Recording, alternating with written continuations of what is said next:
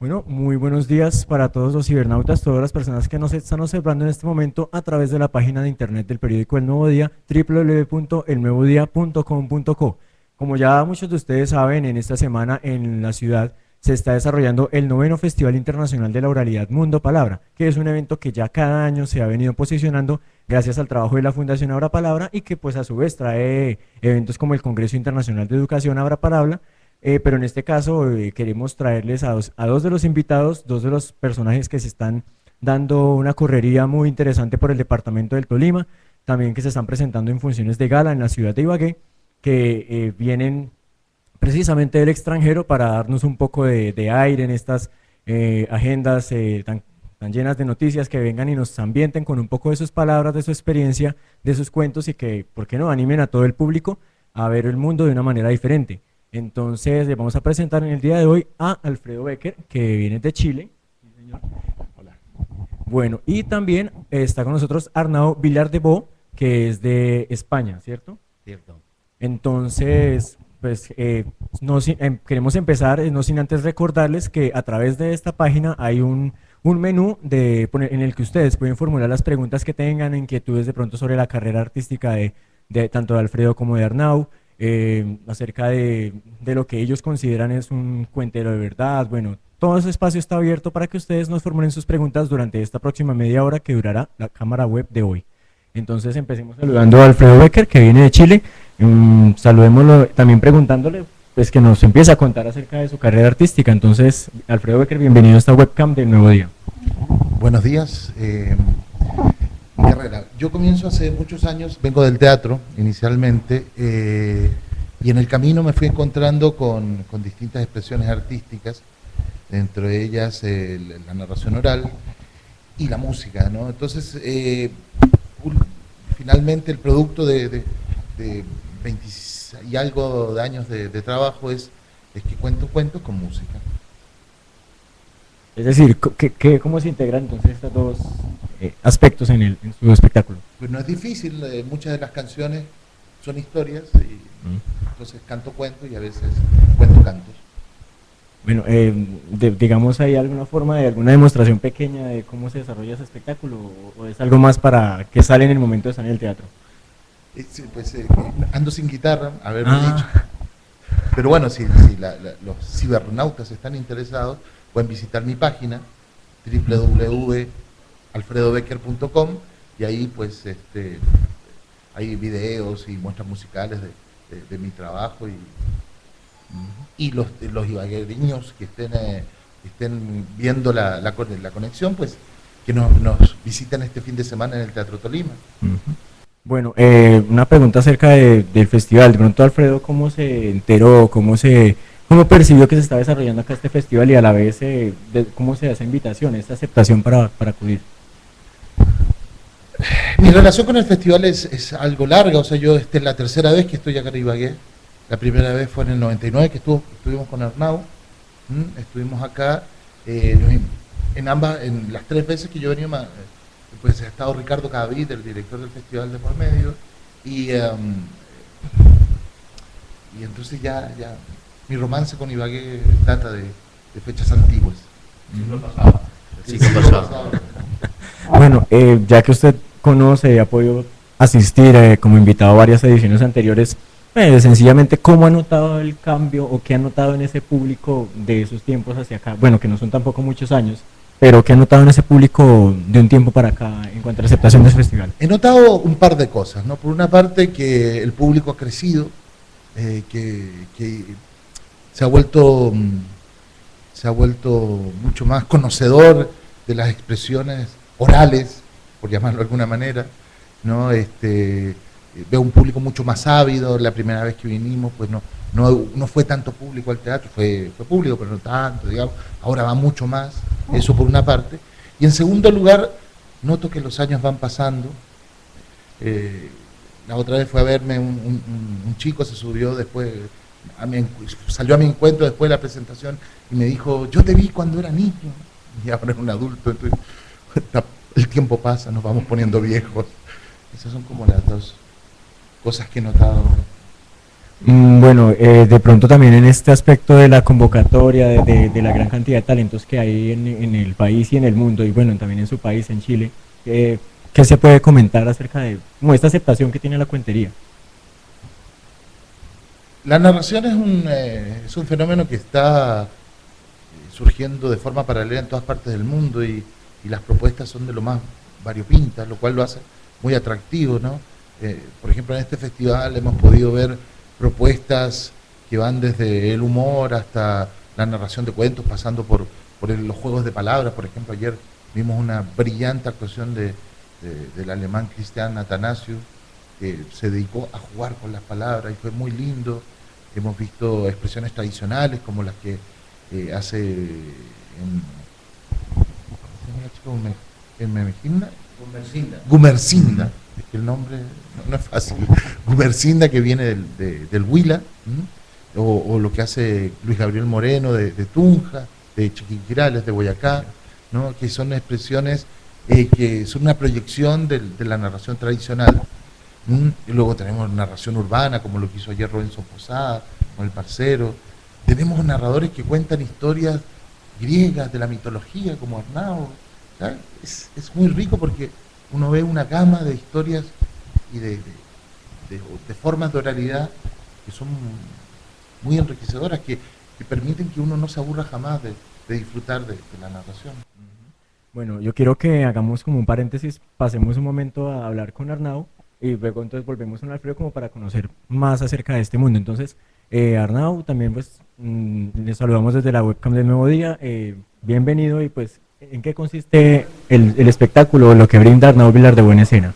Bueno, como dice mi amigo, pues yo me dedico desde siempre que soy narrador escénico a la mitología griega. De hecho, no tengo repertorio que no sea mitología griega.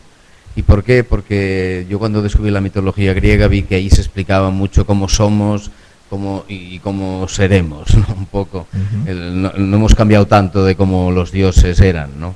Bueno, los dioses, lo que los hombres decían de los dioses, que eso es la mitología, ¿no? Lo que los hombres, los cuentos que se empezaron a contar para contar los orígenes del mundo, para contar las situaciones psicológicas, los desamores, los amores, la violencia y todo esto. Sí. Entonces es muy rico en este aspecto. Bueno, digamos como materia prima de todo esa historia que usted cuenta, ¿es más investigación, por decirlo de alguna forma, científica o también tiene que ver mucho con la tradición oral? Bueno, tradición oral de mitología griega terminó cuando, pues prácticamente con Homero, porque lo bueno de la mitología griega es que es una tradición oral de miles de años hasta que Homero, en la Ilíada y en la Odisea, pone pedazos de esa mitología, o Hesíodo, que es otro autor mucho más concreto, en el cual ellos recogen todo que la gente había construido y pensado durante muchos años, no sé si de miles, pero sí, porque son historias muy complejas, ¿no? O sea, incluso mitos como tan complicados como el mito de Edipo, pues ya estaban en aquella gente y se lo contaban unos a otros y la transmisión era oral. Y entonces la mitología griega no es que haya tenido muchos narradores escénicos, pero bueno, hay una chica en Francia que lo hace también y yo pues modestamente intento ser muy científico. Estudiar muy bien lo que la versión académica dice, las distintas versiones académicas que hay, y entonces puedo escoger la que más me gusta, y hago lo que dicen que hay que hacer, que es darle ese toque personal, y yo lo que intento es que se entienda bien la relación, o sea, en qué nos parecemos realmente. Entonces intento que los dioses hablen normal y que sean personas normales y que vean que somos igual que nosotros, ¿no?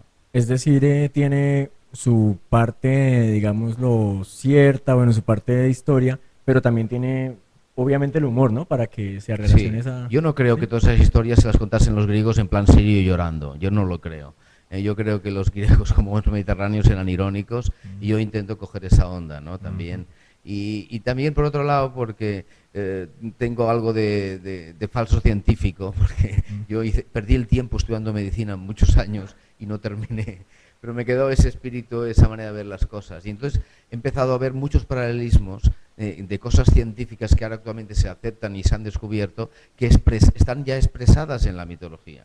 Desde el dimorfismo sexual, es decir, antes las células, bueno, las células muy sencillas se dividen para reproducirse y luego hay un momento determinado que empiezan a las células a ser macho y hembra, ¿no? Y luego ya toda la evolución.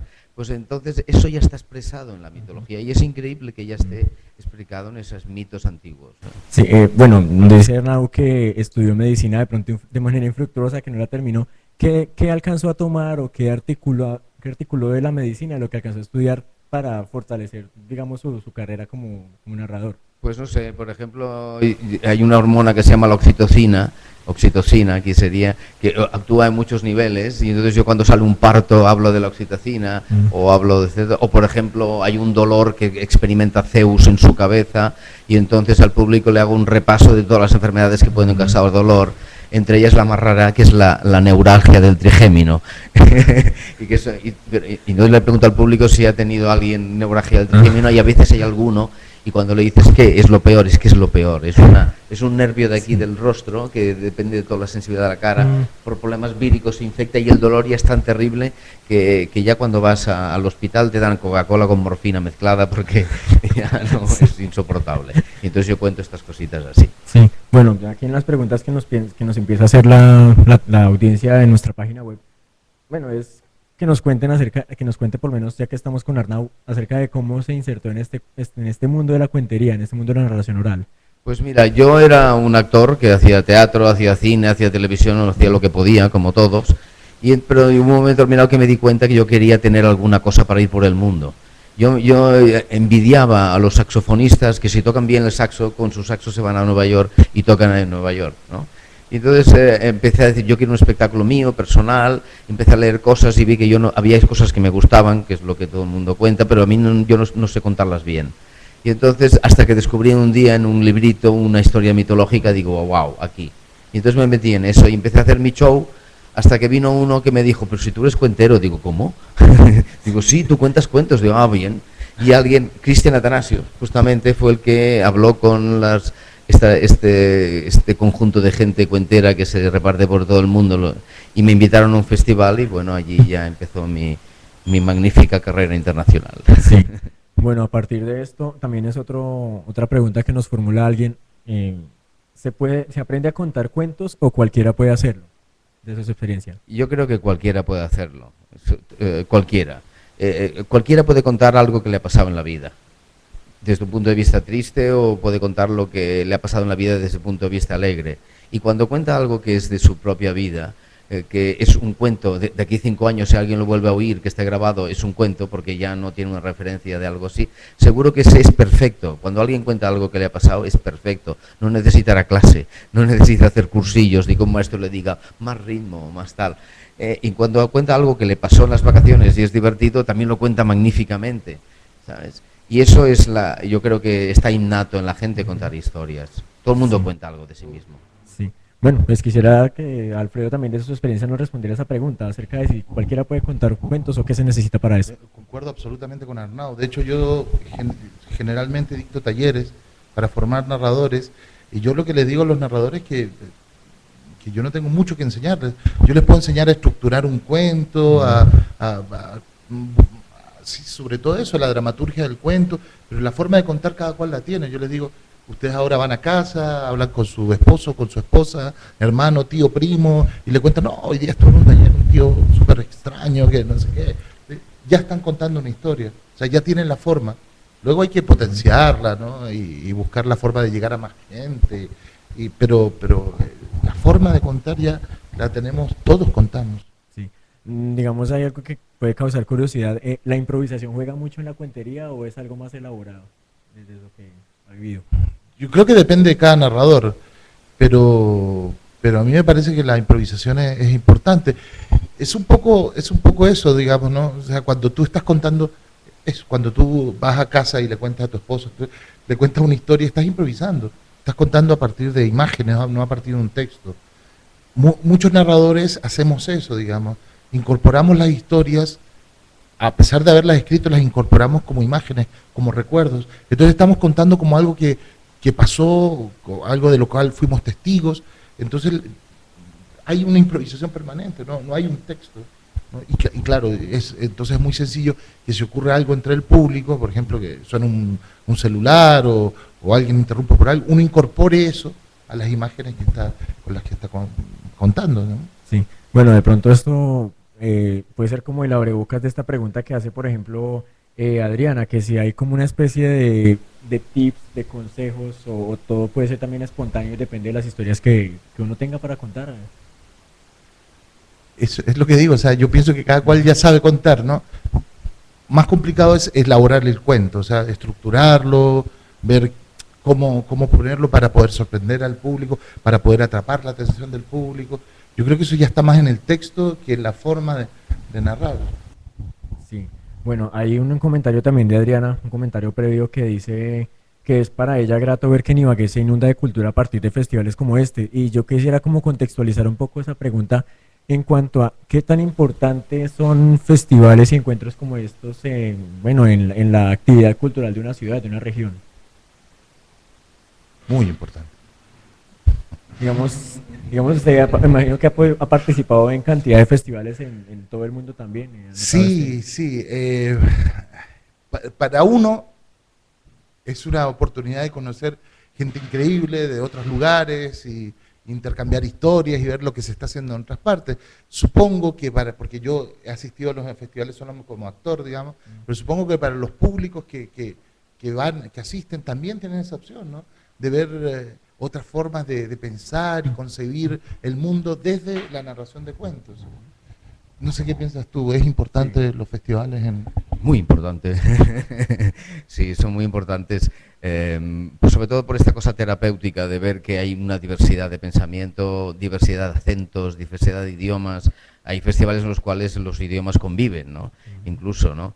Y esto es muy rico, Cuando usted ve un espectáculo o un narrador escénico que no entiende nada, un narrador sueco, no importa. A veces te lo estás pasando maravillosamente porque ese hombre, esa mujer está desprendiendo algo que no es necesario entender muchas veces, ¿no? O a veces es muy bonito ciertos espectáculos en los cuales se habla un idioma que la gente no entiende y se hace un pequeño resumen al principio de lo que va a ir el cuento, y al hacer el cuento después la gente dice, entendí esto y entendí lo otro, estoy hablando sueco, porque ya entiendo el sueco, porque ya hay cosas, imágenes, similitudes verbales. Sí. Eso es muy bonito. Y a nivel nuestro, pues es magnífico que haya festivales porque damos la vuelta al mundo con este juego y nos conocemos entre nosotros y es fantástico. Sí, bueno, otro paréntesis, hay una pregunta que nos formula Dimitri, un usuario Dimitri, que además del Festival de Mundo Palabra, que bueno, ya se ha posicionado y se ha establecido como un parámetro de esos festivales de la oralidad que no se pueden perder, ¿qué otros festivales en el mundo hay también como punto de referencia para la actividad de la cuentería, de la narración oral alrededor del mundo? Bueno, hubo un festival que empezó allí en Canarias, que era el de Agüimes, que allí eso fue el que, digamos, dio un poco la pauta a lo que pasó después, ¿no? Después hubo un festival donde fui yo aterricé, que era el festival que organizaba Antonio González en Elche. Y este festival es el que me conectó con Bucaramanga pero luego he estado también en un festival en Inglaterra, en el sur de Inglaterra, en Cardiff, Beyond the Borders, que significa más allá de las fronteras, en las cuales allí tienes un público que se mete en un castillo, en un espacio, y se está allí, y es una cosa llena de matices. Yo no conozco, bueno, algún festival más. Hay un festival muy bueno en Guayaquil que se llama el Cerro de Cuentos. Y bueno, en Venezuela también había la gente de Barquisimeto y otros más que organizan historias, en Chile también, o sea, es un fenómeno que explotó y está en muchos lugares solidificándose. Sí. Sí, no, simplemente comentarlo, ¿no? Por ejemplo, yo ahora en España estuve en el FEST, que es en un encuentro del FEST, que es la Federación Europea de Storytellers, de contadores de historia, y ahí uno se da cuenta de que esto es una cosa que está surgiendo en todas partes. Yo tuve la oportunidad de encontrarme con narradores de Noruega, de Finlandia, de Alemania, Austria, Inglaterra, Escocia, Irlanda, Portugal, Italia, en fin, Israel, ¿no? Y claro, en todas partes se generan festivales, pero Colombia yo creo que es destacable, ¿no? Que acá hay una serie de festivales que son muy importantes a nivel del mundo habla hispana, por lo menos. O sea, además de Ibagué está Ahora Palabra en Bucaramanga, que es festival notable, ¿no? Un festival muy hermoso. Está el Caribe Cuenta en Barranquilla, está el Festival Cuentos y Flores en Medellín, ¿no? Que de los que yo he podido conocer son muy, muy hermosos, ¿no? Donde se da una dinámica muy similar a la de acá, narradores de todas partes del mundo. Hagamos una pregunta, dígame, ¿por qué? ¿Por qué? Sí. ¿Por qué todo esto, no? Ah, bueno. Yo creo que ahí está la magia de este estilo artístico, ¿no? El teatro suele poner escenografía, suele poner personajes que están por ahí encima del escenario. A veces son tan mal educados la gente de teatro que no saludan cuando salen al escenario y te dicen hola. En cambio, el mundo de la cuentería dice hola. Y el público está conectado con ese cuentero que está allí en la realidad, no está creándose, a no ser que de momento lo haga, pero de entrada dice buenos días, ¿no? Y esto es muy importante, ¿no? Y luego el juego puro de la cuentería es aquella capacidad que tiene el espectador, gracias a lo que le cuentan, de él imaginarse el bosque, el río, la montaña, los personajes, se lo imagina él. Y si hiciésemos una proyección así cósmica de todo el mundo lo que piensa en el momento que el narrador está contando, veríamos cantidad de imágenes completamente distintas, ¿no? Y entonces hay esta capacidad que tiene el público y deseo del público de imaginar sus propias historias, de imaginar las historias, es lo que creo que es el sexy, digamos, que tiene la cuentería. Y lo que hay que decir es que yo, francamente, la gran sorpresa para mí fue cuando vi que el público colombiano era el mejor, ¿eh? O sea, porque hay una gran tradición. Aquí la gente, hay vendedores por la calle que cuentan historias, todo el mundo habla mucho, digamos, en contando historias, y entonces la gente tiene mucha capacidad. Y entonces a mí me impresionó que alguien solito en un escenario con 800 personas, pues esté hablando y que la gente siga esa historia y se emocione, ¿no? Sí. Y ahora tú dices, ¿qué más puedes agregar, Alfredo? No, pues es que yo también iba a preguntar, bueno, ustedes que han estado en varias ediciones de Mundo Palabra y bueno, ya tantos festivales que conocen y que han referenciado, ¿cuál es precisamente la clave del éxito de estos festivales para que surjan, para que se sostengan, para que se fortalezcan?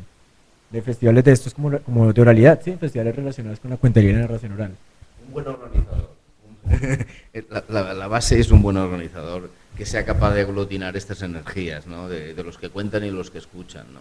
Y eso es muy difícil, buscar el dinero, buscar los patrocinadores, eso es muy difícil. Y Alfredo,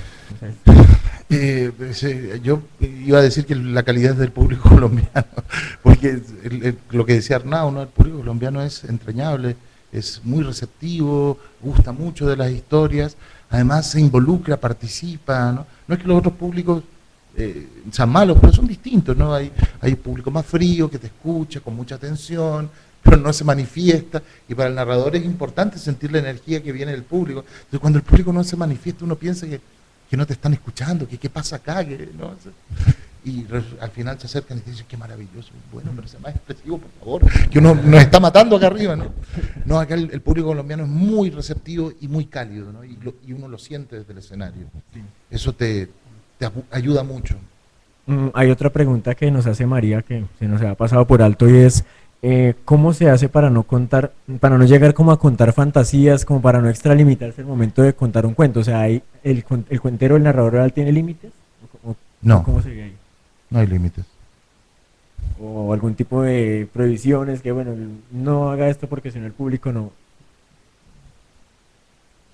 Bueno, no sé, a veces el idioma lleva problemas, ¿no? A veces el propio idioma, una expresión en un idioma o en un modismo español en ciertos ambientes causa estupor. Pero bueno, la gente está ya muy curada, ¿no? En este aspecto, ¿no? Lo que pasa es que es curiosa la pregunta, ¿cómo no extralimitarse en las fantasías? Vuelva a repetir la pregunta tal como la dice ella. Sí, o sea, Que es interesantísima.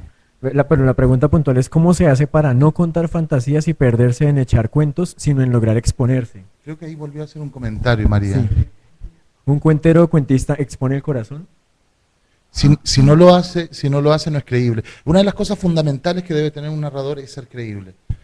Volviendo a la fantasía, yo puedo contar la fantasía más increíble del mundo, pero hay un juego, hay una convención creada entre el público, y el público te cree, sí, viajó al espacio y conoció un marciano, es como cuando uno era niño, ¿no? Que se ponía a jugar al médico, a las muñecas, y los otros, y todos entraban en la convención, era un juego y todos participamos y todos lo creíamos.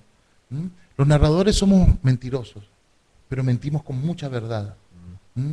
Y si no lo hacemos de corazón, esas mentiras son evidentes. Y entonces el público no nos cree, y si no nos cree, ¿para qué nos va a ver? O sea, sentarse a escuchar a un tipo que dice puras tonterías, puras mentiras. No, ellos van ahí a entrar en el mundo de la fantasía que propone el cuento y vivirla, y sacar de ello una enseñanza, una sonrisa, una ternura. Sí. Sí, sí, sí, sí, sí. El código del cuentero es el que determina los límites, ¿no? Si uno se maneja en un ambiente... Uno de los guiones, de los problemas que tienen los guiones a veces en las películas, y tampoco en los cuentos, es que hay películas que las estás viendo y dices, bueno, ahora si al guionista se le ocurre que entra un elefante por la ventana, pues bueno, o sea que me da igual la película, ¿no? Cuando no hay ese seguimiento emocional, cuando uno rompe las reglas del juego del principio, y esto tiene muy bueno en las películas americanas, en los 10 primeros minutos te explican el código. Y entonces todo lo que va a suceder en la película bien construida ha de estar explicado en los 10 minutos, si no dices, bueno, va, ¿de qué? Pues bueno, llegó Superman a media película cuando la película no es de Superman, bah.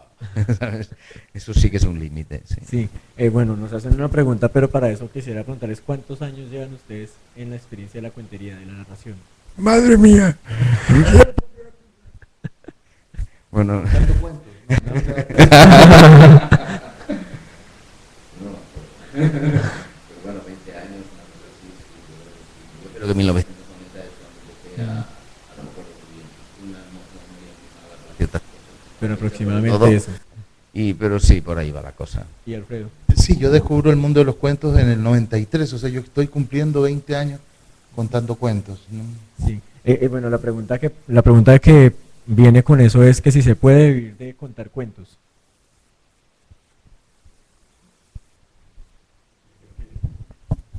Se le fue la batería, ¿no?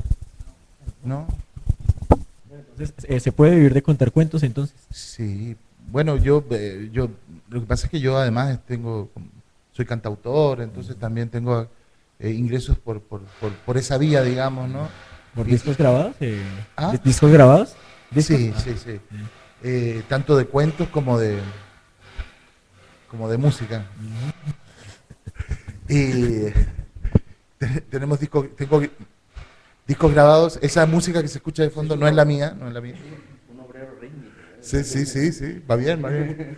Y como soy actor también, pues digamos que vivo de las artes escénicas, ¿no? De la música, del teatro, del narrar cuentos, de hacer música para teatro. Llevo 20 años en ello. No es fácil. Se puede vivir, sí, es difícil, ¿eh? En España es muy complicado, muy complicado, muy complicado vivir, y por desgracia muy buenos narradores solamente viven de dar clases, hacer cursos de cuentería, porque eso sí, se llena de público que a nivel de terapia pues le va muy bien, ¿no? O sea, le va muy bien porque se desinhibe, etcétera, etcétera. Pero algunos de ellos pasan al mundo profesional. Pero yo, a la gente que diga de la cuentería que quiere pasar al mundo profesional, yo le diría una cosa que dijo no sé qué escritor americano cuando vino un día, nos dijo, mire, quiero ser escritor, ¿qué consejo me da? No sé si era Scott Fitzgerald el que le contestó, le dice, si puede, evítelo, ¿sabe? De meterse en ese terreno. Si tienes muchas ganas de contar, métete. Entonces, cuando te gusta tanto este oficio, entonces no importan las dificultades económicas. Pero si te gusta poco, déjalo, porque vivirás con un dinero muy justito.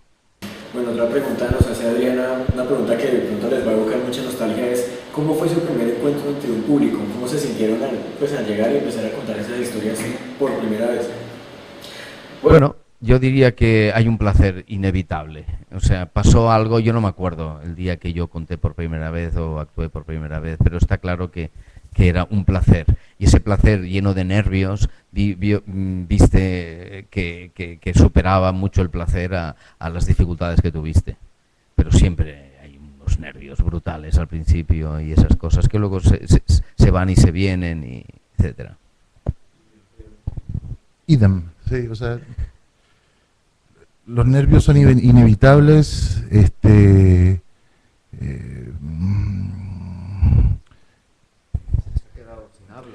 este chico me distrajo porque lo que pasa es que el micrófono de él no iba, que era antes de nuestro micrófono, entonces el chico vino a quitarse, entonces me distraen.